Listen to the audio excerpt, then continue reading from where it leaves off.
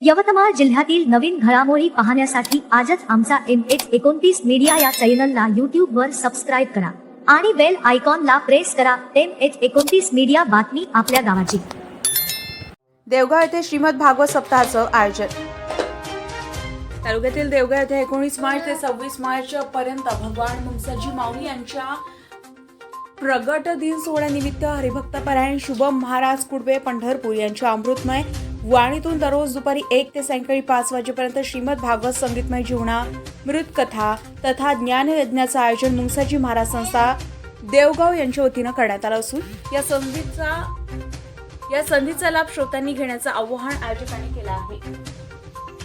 आर्णी शहरापासून 18 किलोमीटर अंतरावर असलेल्या देवगाव येथे लोकवर्गणीतून 2021 मध्ये भगवान मुंगसाजी माऊली यांच्या भव्य मंदिराचं बांधकाम करण्यात आलं होतं. तेव्हापासून श्रीराम नवमीला मुंगसाजी माऊलीचा प्रगट दिन देवगाव येथे मोठ्या उत्साहाने साजरा केला जातो.